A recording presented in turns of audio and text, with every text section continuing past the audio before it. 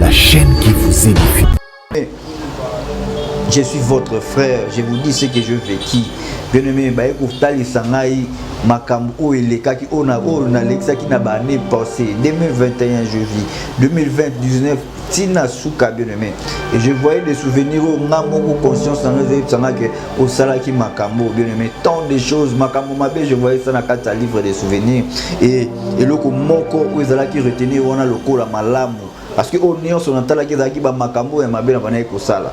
Je me disais je suis sympa, je suis sympa mais en réalité zaki na motema mabe, zaki na motema ya orgueil, zaki na motema ya ko supporter makamote, motema ya compréhension bien-aimé. Je marche pas na kati ya chemin au Christ azali. La banaye ko tabu sa nzoto na ngai bomo na ngandenge Bible sengeli na ngote. Alors l'ange me dira epsingai kala ba souvenir na yo na garda ki silence ba souvenir wana ezoleka et lorsque ezoleka bien aimé nazaki abattu frayé nakaki pasi na motema kotalisa makambo oyo ngai na bandai kosala et souvenir moko ya malamu ezalaki à l'époque lorsque je étais encore trop jeune bien aimé nazalaki na pasteur na père spirituel bandai koya kozwa nga tongo na kitu matinal mpona kokende kolamusaka ba frère na ba sœur msusu balalaka na kati ya quartier na avenue ko bujaka bango boya kiti matinal le bani bien aimé souvenir kaka yango wana o nazala nango nyonso bo front oyo ngai na pesa na ba église nyonso na prière bien aimé ezalaki garder wana te ezalaki nyonso ya mabe bakotaki yango te lokola point moko ya malamu non ezalaki vraiment ba acte ya mabe bien aimé oyo babanaye kolakisa nga wana kaka souvenir ya malamu moko ezalaki wana bien aimé. Alors l'ange me dira lobi nzoto oyo toza nango vie oyo tozo vivre bomoi oyo toza nango. En réalité, l'homme azalaka propriétaire ya corps to ya vie na été propriétaire ya corps to ya vie ya moto ezalaka le Seigneur Jésus-Christ. Alors mutu azalokola économe, mutu azalokola gérant, mutu azalokola administrateur. Luc chapitre 16, bien aimé, aux yeux à motangi au méditer au koyoka. L'ange avandi kotel sarama kabwana que Nzambe appelé sa kabana bana na vie na ser mokili awa pour na pasi makasi. Utemi ça qui vraiment pasi makasi ya otala ndenge nini na koye kozalata na souvenir mi balete ya malamu et ça qui vraiment passe et yozo la ngai maman et papa. Il y a encore le temps et na lobaka à quoi bon ya ko gagner tout l'accès à mokili oyo que au père de éternité na yo et tant ya ko ranger na Nzambe ezali tant oyo ozo vivre tant oyo ozana na kibomoto oza être humain bien aimé. Nzambe aza Nzambe ya ba mort te Nzambe aza Nzambe ya ba vivant. Alors bien aimé ça qui vraiment passe makasi. Alors l'ange a assis sur côté sangai livre ya ba souvenir abandi koyebisa ngai allons avançons tokende komona siko place au basala quand là on avancé to bandi kokende to yebo ma place moko to moni juste porte c'est à dire ezala ba mire zo mériser même 100 mètres donc mire bandi mais place sur qui ezate et le mire ezala que ma construire na ba or na ba cuivre ba diamant c'était tellement bon tellement bon et il me dira que ça c'est ça où ils allaient prophétie à Christ où il y a l'obaki qui est accueilli pour nous bino et sika alors ils allaient qui na ba porte oyo bozomo na porte nango libanda nango ezalaki na ba vieillard rebelle biso tozotala ngo on dirait à 12 mètres totemi tozotala ngo alors je nous expliquer lui awa mutu nyonso akoya kosala entrer awa il faut ezala mutu oyo mémoire na ye ezali stocké mémoire na ye ezali comble na ba cantique ya malamu na ba cantique oyo ezali inspiré ya Nzambe c'est-à-dire mutu po sala accéder na kati wana il faut azala mutu oyo ayebi banzembo Nzambe banzembo bandaki koyoka adoration ya malamu na se ya mobende ko sala ke accéder bien aimé. Et voilà pourquoi tobeta ki c'était awa ce qui concerne ba adoration bien aimé. Adoration ni yo kaka tobela ki ezaki ezana ba adoration mso ko kolongola na présence ya Nzambe ezana ba adoration mso ko kende na musika ya communion ya Nzambe. Alors c'est le temps ya koyeba koluka nino koyeba et totalisaki fort totalisaki malamu ya adoration oyo ezali inspiré par Nzambe lokola ya papa le molote et koyi komema yo na présence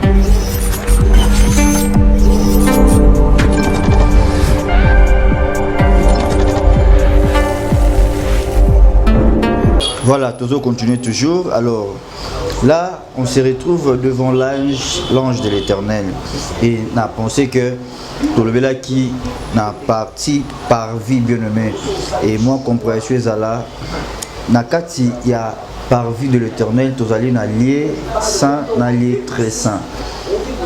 Et mais paradis, ils allaient place où il est sur le bas qui, Jean n'attend qui référence biblique, Jean Zoloba, que ceux qui ont quitté n'a pas eu la binoté, mais n'a qu'est bon c'est la bino place, ça dit place à moi ils allaient paradis, place où moi n'en ai pas sur ça la raboula mon assez à Okota. Alors, ainsi n'a parti par vie dans le bel qui ba cause ya bateau to monaki na Saint d'Abraham, ça dit place où on a le corps na papa les moloté papa Jean-Jacques Bernard, Simon Kimbangu, ainsi de suite. Bateau bazala qui wana vraiment. Papa est du Nabala.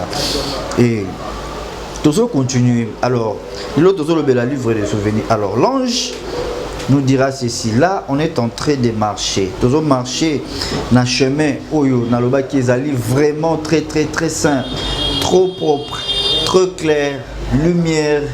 Et ça qui n'a pas mon ça qui a un niveau à peu de cœur et mon coup il sentir au milieu habité place aux alina nous tu ne peux pas imaginer quoi que place à bon qui existe bien aimé le coup là il mène à zokoka pour expliquer à monter c'était très très très très très propre et architecture ça qui wana qui architecture na c'est mon qui exact ça dit ils ont pas macadam ba construction ba mire bien aimé où ils allaient qui vraiment en blanc en or ba tout le monde ba matière précieuse nyonso au bisoto yebi na ser mokili ba or ba diamant tout était dedans et ba architecture na ngozomona construction moko dans ce coca ko détaillé était bien aimé on dirait tout les en or on dirait même ba poignée les en or bien aimé tout était bon. Donc, nous sommes là qui toko et na kati ya chemin on a je disais on est na mona qui même banyama il y avait des lions, il y avait des ours et vraiment ils allaient qui na banyama les animaux sauvages autour na c'est mon qu'il bazala qui on a mais kuna bazala toujours doux. Alors ils allaient qui vraiment nzela moko oyo n'a pensé même pas n'a bané qu'on se posait même pas la question sur Nazar parce que je comprenais directement parce que tout était calme hein. Tout était douce.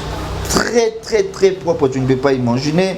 Et Nengue Esaïe Lobi, Esaïe chapitre 35, verset 8, et je lis encore pour la dernière fois.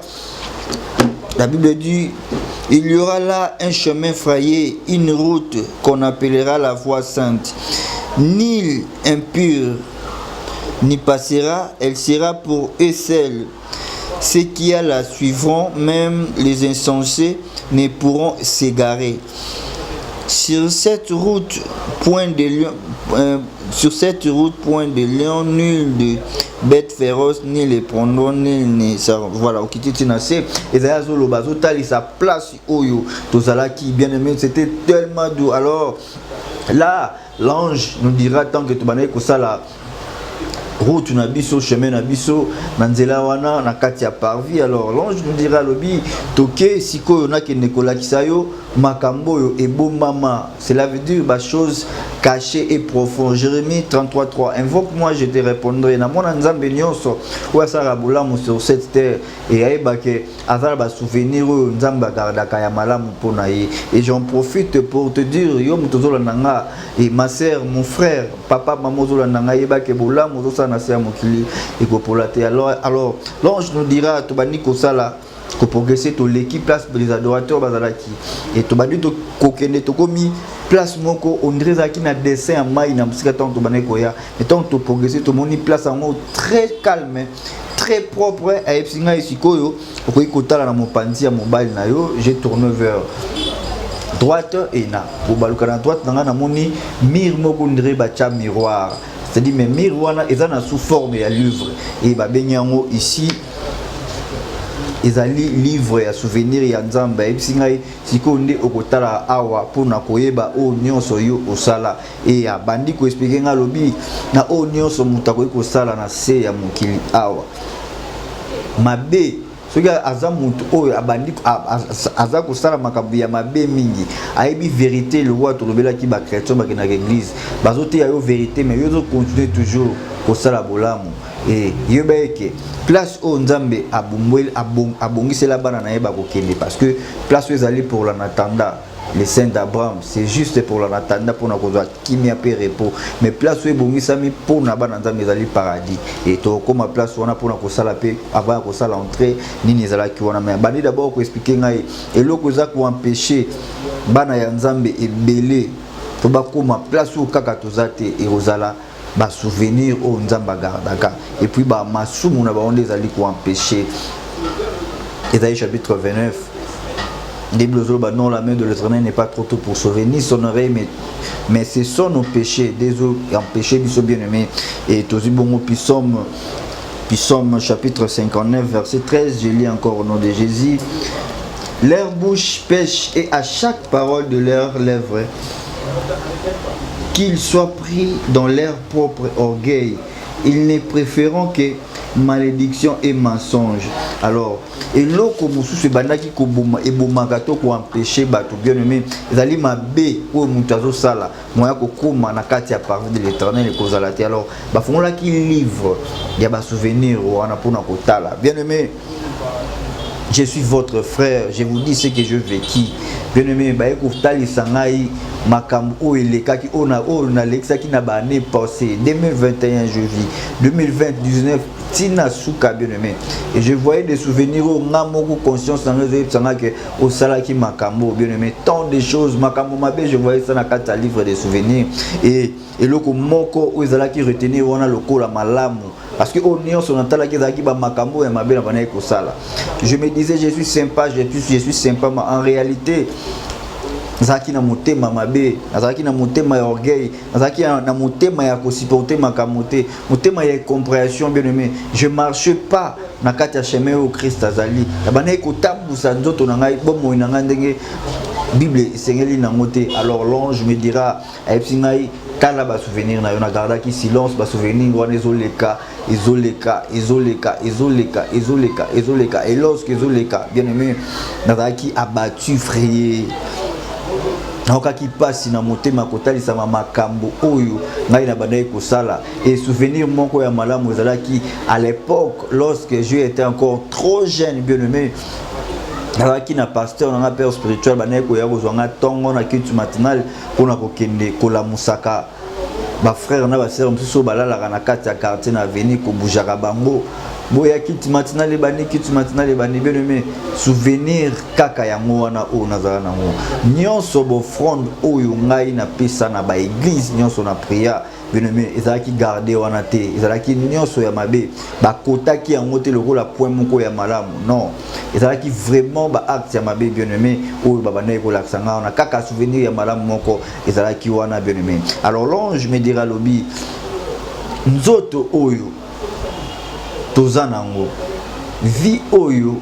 tozo vivre bomoi oyo tozanango en réalité l'homme azalaka propriétaire ya corps to ya vie na été propriétaire ya corps to ya vie ya moto ezalaka le Seigneur Jésus-Christ. Alors mutu azalokola économe mutu azalokola gérant mutu azalokola administrateur.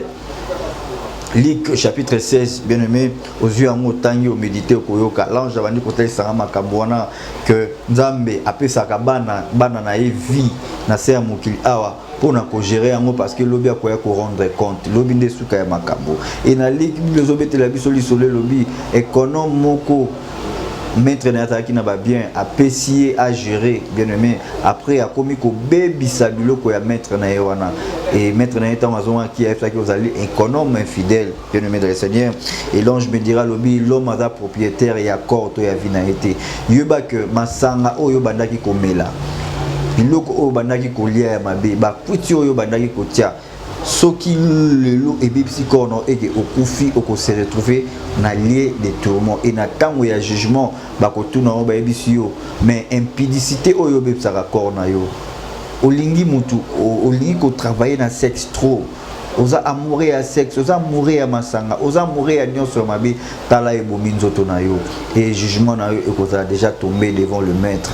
Alors souvenir nyonso o mutu akoki kosala na se ya mokili yeba ke nzambe agardaka yango ya malamu et aye kotalisa nga lobi récompense ya mutu oyo asalaka bolamu parce que bato oyo bakozala sauver totalisaki ba première catégorie na ba deuxième catégorie na ba témoignage oyo etaki koleka et bato oyo nzambe agardaka ba souvenir na bango ya malamu lokola bagarde oyo ya ezali bato basalaka évangélisation premièrement bato oyo basoutenaka mosala ya nzambe parce que mission moko Christ atikeli biso na se ya mokili alobaki aller partout au monde prêcher la bonne nouvelle bato babongola mitema et na moto asalaka yango azali déjà sauvé na première catégorie et na moto oyo azwaka ba moyen na ye azo chapo na évangélisation pour na musala ya nzambe yepé azalaka sauvé na première catégorie parce que azo kabato azo salisa alors bato deuxième catégorie tolobelaki ezali bato basungaka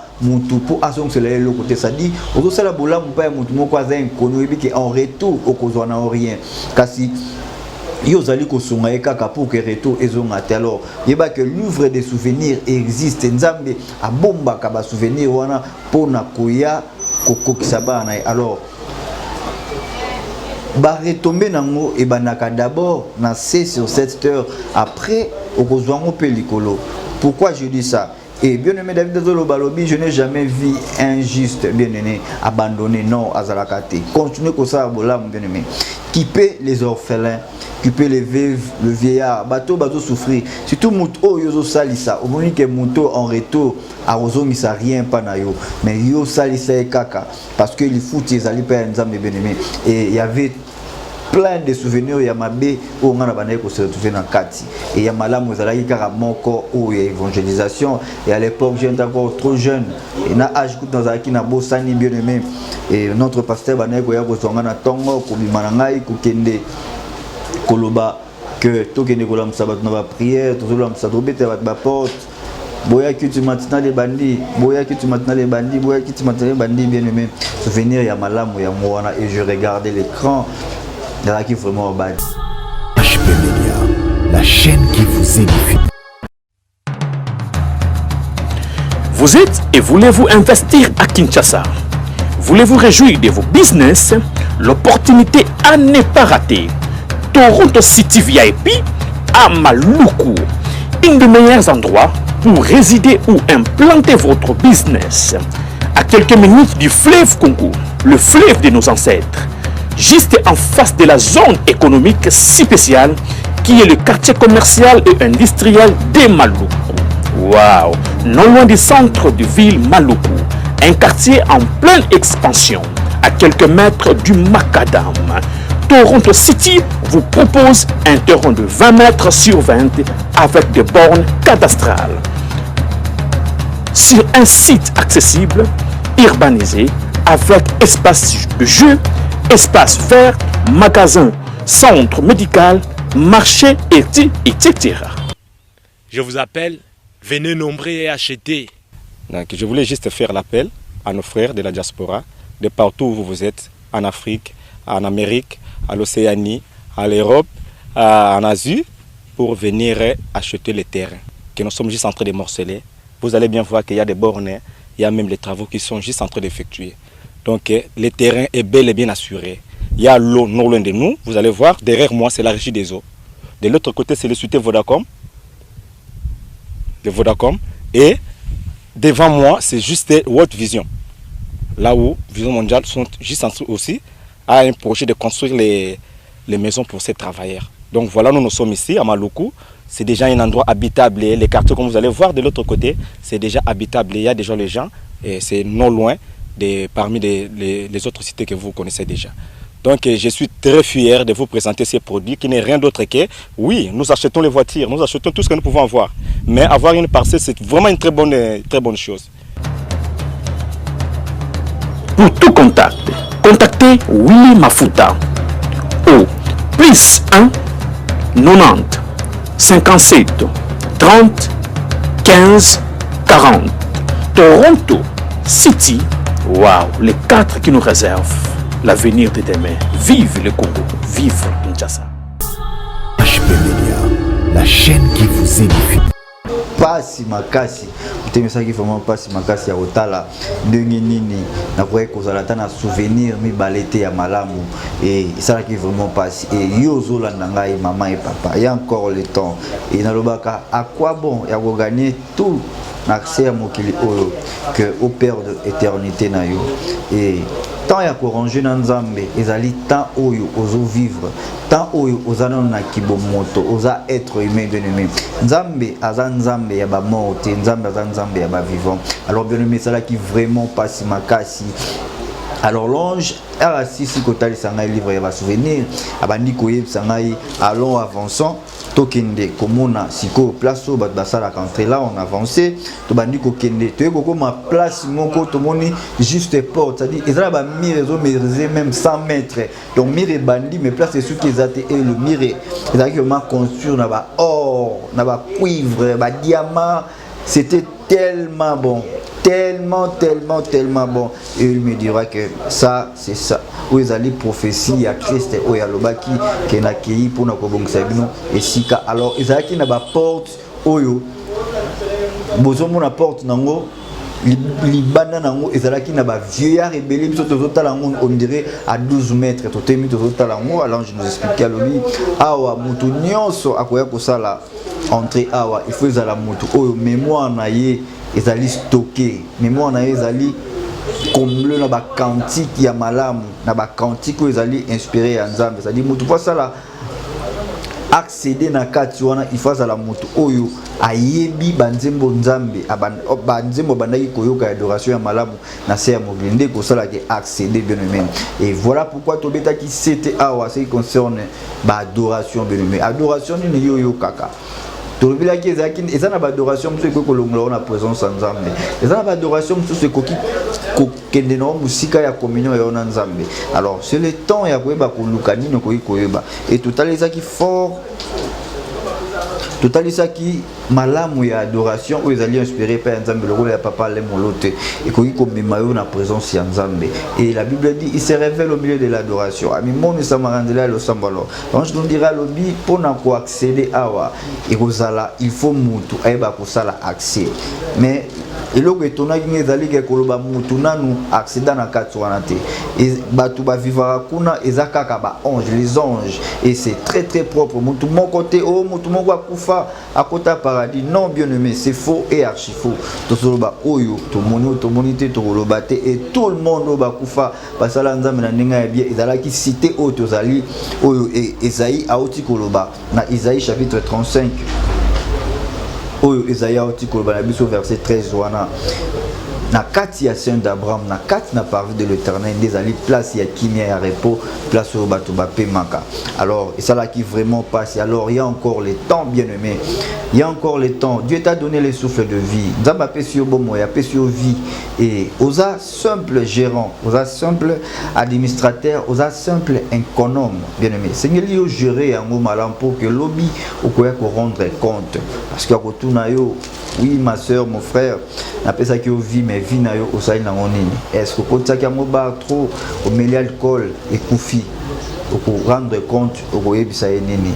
et yango wana il faut photos à la ba économe fidèle pas infidèle bien même 20e partie na biso ezala ki basé yango yo yeba que bola munyonso ozo sala tant ozo ajouter ba fouille na yo tobela ki makambe ba fouille que peu importe bola o mutakoki ko sala yeba que na kati ya kitunga tomona ki liboso bazo ajouter ba fouille ba banane ananas l'orange nyonso ozo ajouter par rapport ya bola oyo ozali ko sala sur cette et puis récompense avance de lango likolo okozwango na seawa bien aimé yo ekozala te lelo mais ba descendance na yo bien aimé ba génération en génération ba koki ko bénéficier na alliance na yo ya malamu pe bolamu na yo saki na ser mokili tozwa exemple ya Abraham bien aimé Abraham lelo Bible lobi na yeto nzamba kuteni na Exode FF tu seras une Aïbisi, tu seras une bénédiction aux autres. Le loba juif, à cause d'Abraham. Et pourquoi pas Nayo, tout ça, Abraham Azalaki. Voilà, la Bible dit racheter le temps car les jours sont mauvais. C'est le temps, il y a la relation aux Anangoyonanzambe, bien aimé, aux Olandanga, maman, papa. Il y a arranger les lots pour que la descendance na yo babeta lisolo que tozaki na koko na biso moko a sauver que l'éternel vraiment malam mingi nzamba pambola yo to komi na suka na lobi to clôturer première série na biso ya 20 parties ya témoignage oyo alors tokozwa deuxième série na biso na robanaso na première partie jusqu'à ce que to ba ko susongo là tokoya ko zonga pona kokoba kolobela nini c'est pas ça qui les sous et on est qui seulement tant on a rien à rendre tant on doit comment que abati de na sala qui expérience hors du corps on a vraiment nzambe apambola yo yom to 8 ans TV Zangonga to zipe ngonga ebele makasi alors nous sommes arrivés à la fin et je dis un grand merci à vous tous de nous avoir suivis. Gardez toujours, donc restez branchés, scotchés sur cette chaîne et s'abonner pour que suite les alliés témoignages puissent continuer toujours. Témoignages et s'ilité bien aimé, tous en a 20e partie. Tout le monde livré à bas souvenir bien aimé. Mola mozo sala lelo, et bah que lobby et kobota. En tout cas, Nzamba Pambolo, je dis un grand merci na bananza mignon, soit que le Seigneur vous bénisse. Et quant à nous, 20e partie, tout clôturer à moi la première série. Alors tout quoi avancer pour tout le bela sous makam sous dans 8 témoignages déjà tellement mla et marama roloba eza ebele il suffit yondo disposer tanalo pour na koeba kolanda alors la pesi bananzambe nyonso beauté et avant de clôturer témoignage oyo na sengina no publicité bocha publicité pour la diaspora parce que bat bazo benga biso pe trop banda ko se déranger pour la publicité et Toronto City et qui déjà awa na kati ya République démocratique du Congo pour na bino ba diaspora na maluku Toronto City VIP eza na maluku quelques minutes na fleuve Congo vraiment rêve ya mutunyo soit préféraka afanda na mai pembeni ya mai bien aimé alors papa Willy Mafuta acheli biso ba terrain ya kosomba wana espace vert ngotonga supermarché ba hôpitaux hôtel nyonso eza wana vraiment c'est très bon pour na biso bino ba diaspora mutu bolukaka place ya sûr ya kosomba en tout cas papa Willy Azana au contacter na plus 1 90 57 30 15 40. Que le Seigneur vous bénisse et quant à moi je dis merci Seigneur Jésus-Christ pour ta bonté, ta fidélité. Merci parce que banana biso lokola alpha ozupe lokola omega. Et on a tiki mutu nyonso akoyoka témoignage oyo ozala na ye cet espace solisaye pour que akokisa yango pesa pe makasa ko sambela na communauté tolobi. Merci Seigneur Jésus-Christ. Nzambe a pas Bolayo, ceux qui sont unité. À la prochaine. Bye bye. HP Media, la chaîne qui vous édifie. Vous êtes et voulez-vous investir à Kinshasa? Voulez-vous réjouir de vos business? L'opportunité à ne pas rater. Toronto City VIP à Maluku, un des meilleurs endroits pour résider ou implanter votre business. À quelques minutes du fleuve Congo, le fleuve de nos ancêtres, juste en face de la zone économique spéciale qui est le quartier commercial et industriel de Maluku. Waouh! Non loin du centre de ville Maluku, un quartier en pleine expansion, à quelques mètres du Macadam. Toronto City vous propose un terrain de 20 mètres sur 20 avec des bornes cadastrales. Sur un site accessible, urbanisé, avec espace de jeu, espace vert, magasin, centre médical, marché, etc. Je vous appelle, venez nombrer et acheter. Donc, je voulais juste faire l'appel à nos frères de la diaspora, de partout où vous êtes, en Afrique, en Amérique, à l'Océanie, à l'Europe, en Asie, pour venir acheter les terrains que nous sommes juste en train de morceler. Vous allez bien voir qu'il y a des bornes, il y a même les travaux qui sont juste en train d'effectuer. Donc le terrain est bel et bien assuré. Il y a l'eau non loin de nous. Vous allez voir, derrière moi, c'est la régie des eaux. De l'autre côté, c'est le société Vodacom. De Vodacom. Et devant moi, c'est juste World Vision. Là où Vision Mondiale sont juste en train aussi à un projet de construire les maisons pour ces travailleurs. Donc voilà, nous sommes ici à Maluku. c'est déjà un endroit habitable. Et les quartiers, comme vous allez voir de l'autre côté, c'est déjà habitable. Il y a déjà les gens, et c'est non loin parmi les autres cités que vous connaissez déjà. Donc je suis très fier de vous présenter ces produits qui n'est rien d'autre que, oui, nous achetons les voitures, nous achetons tout ce que nous pouvons avoir. Mais avoir une parcelle, c'est vraiment une très bonne chose.